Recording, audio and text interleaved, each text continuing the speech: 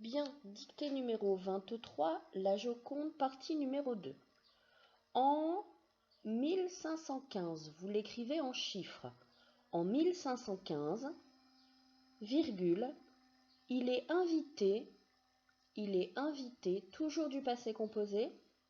En 1515, il est invité en France, j'oublie pas ma majuscule, en France par François, j'oublie pas ma majuscule non plus. François, ça s'écrit comme français, mais c'est OI au lieu d'être AI. En 1515, virgule, il est invité en France par François Ier. Alors premier, vous mettez comme dans la date en fait. Le nombre en chiffres et vous mettez un petit ER à côté. Point. En 1515, il est invité en France par François Ier. Point. Il vient s'y installer. Il vient apostrophe I installer. S'installer en France. Hein. Il vient s'y installer. Il vient s'y rendre. Il vient s'y prendre. Point. En 1515, il est invité par François Ier. Point. Il vient s'y installer. Point. Il a apporté, passé composé, plusieurs œuvres avec lui. Il a apporté plusieurs œuvres avec lui, virgule. Il y a parmi elles, au pluriel, hein, parce que ce sont plusieurs œuvres.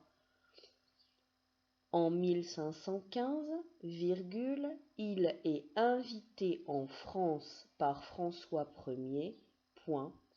Il vient s'y installer, point. Il a apporté plusieurs œuvres avec lui, virgule. Il y a parmi elles, au pluriel, virgule, la Joconde, J-O-C-O-N-D-E, la Joconde. Point. Le portrait de Mona Lisa. Alors, M-O-2-N-A. Moi, je pensais qu'il n'y en avait qu'un, mais apparemment, en italien, c'est 2 N. M-O-2-N-A. Lisa, L-I-S-A. Le portrait de Mona Lisa. Et peut-être,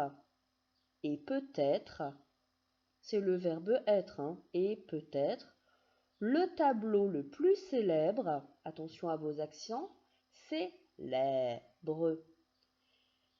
Le portrait de Mona Lisa est peut-être le tableau le plus célèbre, virgule, grâce à son sourire mystérieux. Point. 76 mots. Le portrait de Mona Lisa est peut-être le tableau le plus célèbre, virgule, grâce à son sourire mystérieux. Point. 76 mots.